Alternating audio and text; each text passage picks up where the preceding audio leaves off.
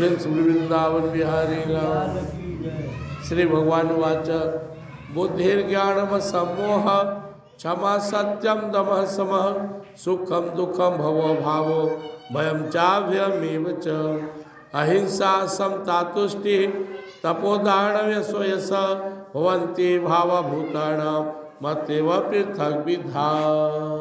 जो हम सब के अंदर में भावना उत्पन्न होते रहता है यही परमात्मा से ही आता है। सब यहाँ बैठे हुए हैं, बच्चे उधर जा रहे हैं, सड़क पे लोग जा रहे हैं, कोई जान पहचान का कोई अनजान है, हम यहाँ बैठे हुए हैं, मौसम बदल रहा है, हम लोग कौन है? दृष्टा, देखने वाला। ऐसे हमारे अंदर में जितने भी विचार उठते रहते हैं ना, वो भी परमात्मा के ही द्वारा इनडायरेक्ट रूप में। 7वां अध्याय में आप लोग सुने थे, त्रिभिर्गुण मय भाव अरे भी सर्विदम जगत वही तम ना भी जानती माम्य परम अव्ययम। ये त्रिगुणमयी माया सारे संसार को आवृत किए हुए और उसी से हर तरह के विचार उठता है। जो सत्वगुण प्रधान है, या जब सत्वगुण आपके मन में उठेगा तो अच्छा विचार उठेगा, रजोगुण आया तो मन में अहंकार उठेगा, टेंशन होगा, तमोगुण उठेगा तो बहुत खराब विचार उठेगा। आप अपने विचार से जान सकते हैं मेरा अवस्था क्या है। सत्वगुणी आदमी प्रसन्न रहता है, सत्वगुणी आदमी मीठा बोलता है, सत्वगुणी आदमी के अंदर ज्ञान प्रदीप्त होता है, सत्वगुणी को सत्संग अच्छा लगता है, शुद्ध सात्विक भोजन अच्छा लगता है। रजोगुणी व्यक्ति को अहंकार पसंद है, हमेशा अपनी बड़ाई करेगा, अहंकार में रहेगा, संसार के पीछे पागल रहेगा। तमोगुणी आदमी सब में दोष देखते रहेगा, उसको को अच्छा आदमी नजर नहीं आएगा धरती पर, जिसको देखेगा उसमें कमी ढूंढेगा, सबसे बड़ा गुण यही है। और खूब खाना पीना सोना निद्रा आलस प्रमाद और भगवान से दूर रहेगा। तो आपको 3 गुण के द्वारा बहुत सा भावना उठता है। भगवान बोले बुद्धि ज्ञानम सम्मोह क्षमा सत्यम दम समा।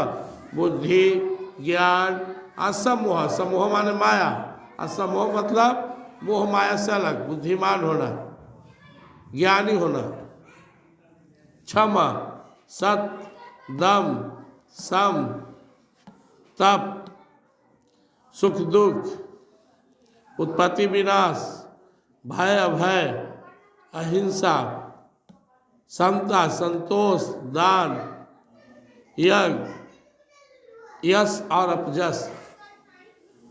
ये जितने भी प्राणियों की भावना है वो मुझसे ही उत्पन्न होते हैं। बहुत सिंपल बात है। आपके बच्चे अगर गाली बकता है, आपका बच्चा अगर भगवान का नाम लेता है, आपका बच्चा कुछ ही बोलता है, कहाँ से किससे सीखा? समाज से।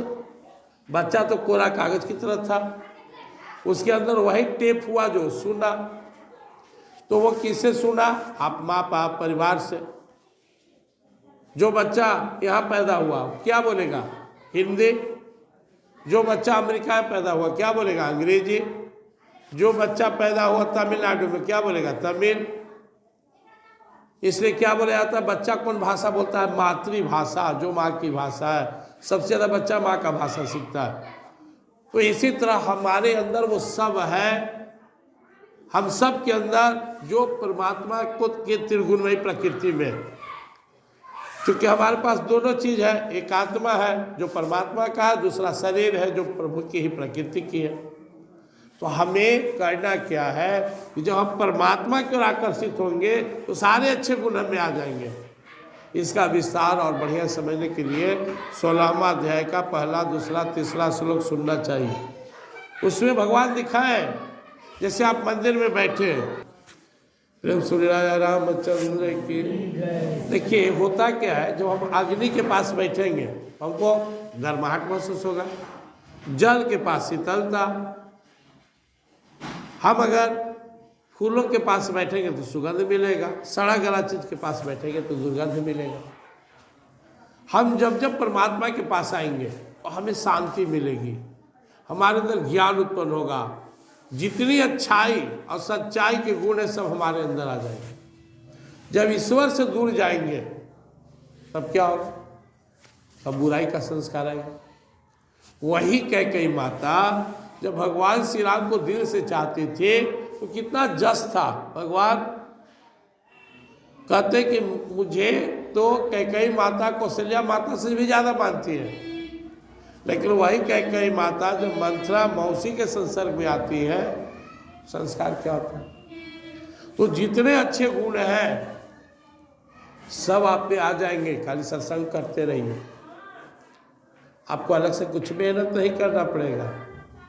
अगर सत्संग नहीं कर रहे हैं, अब देखते हैं पूजा पाठ करने वाला को, पूजा पाठ करने वाला को छोड़िए, मंदिर के पुजारी को भी देख लीजिए, पूरा जिंदगी बिताने के बाद भी स्वभाव में परिवर्तन नहीं होता है। लेकिन आप सत्संग आने वाले को देखिए, महिला हो पुरुष हो, सत्संग आना शुरू किया तो बदलाव। मैं कहता हूँ कोई सुबह से 10 बजे नहीं, सुबह 8 बजे से बैठकर 8 बजे रात तक पूजा कर ले, कोई केवल 1 घंटा सत्संग कर ले। सत्संग वाला का मुकाबला पूजा पाठ करने वाला नहीं कर सकता है। इसलिए सत्संग का बड़ाई है। 1 घड़ी याद हो, घड़ी याद हो में पुनिया, तुलसी संग साधु के हरे कोटि तुलनता ही सकल मिली जो लो सत्संग। सत्संग का बड़ाई है, किसको समझाइएगा। लोग भाग रहा है पूजा पाठ के पीछे, क्या मिल रहा है, चमन्नी दुअन्नी अठन्नी, क्यों? नियम ही नहीं मालूम है। पूजा पाठ का नियम क्यों वो जानते हैं? मैं अगर आप लोग का टेस्ट लूँ ना, आप में 99% आदमी को पूजा पाठ का नियम ही मालूम नहीं। पूजा पाठ का नियम का क्या है बहुत सब पुजारी लोग को भी मालूम नहीं है, लेकिन भाव प्रधान होता है, इसलिए चलिए चल रहा है। भाव से भगवान, आपकी भावना का इज्जत है। नहीं तो आपका बैठने का मुद्रा कैसा होना चाहिए, मुंह किधर होना चाहिए, किस विधि से पूजा पाठ होना चाहिए और किस देवी देवता को किस विधान से पूजा करना चाहिए, यह बहुत गूढ़ चीज है। हम सब अगर परमात्मा के पास रहेंगे तो सारे सद्गुण हमारे अंदर आएंगे, हम परमात्मा से दूर जाएंगे तो सारे दुर्गुण हम में आएंगे। बस यही सारे 2 श्लोक का जितने भी अच्छे गुण, अगर हम, और अच्छा गुण आएगा आपको धमका देगा, चमका देगा, आपके जीवन को आनंद में शांति में बना देगा। अगर आप में दुर्गुण में विचार आया आपको महका देगा, बर्बाद कर देगा। यह हम पर और आप पर है कि हम अपने जीवन को अगर आनंद में बनाना चाहते हैं, इस लोक का परलोक दोनों को ठीक करना चाहते हैं, तो परमात्मा के पास आइए, इनके शरण में रहिए, यहाँ से आपका जीवन धन्य हो जाएगा। इनको छोड़ के आप कोटि उपाय कर लीजिए, कागो सुनने जी गरुड़ से कर रहे हैं, कुछ भी कर ले कोई, लेकिन मेरे परम प्रभु, मेरे श्री हरि के चरण छोड़ के कहीं और भटक रहे हो तो ना सुख मिलेगा, ना शांति मिलेगी, ना मुक्ति मिलेगी। इसलिए एक दिन में सारे बंधन को तोड़कर, सारे मोह माया को छोड़कर, सारे धर्म संप्रदाय को छोड़कर भगवान के शरण में आइए। इन्होंने मत लटकिए भटकिए, आइए इनके चरणों में, उद्धार हो जाएगा। बोली वृंदावन बिहारी।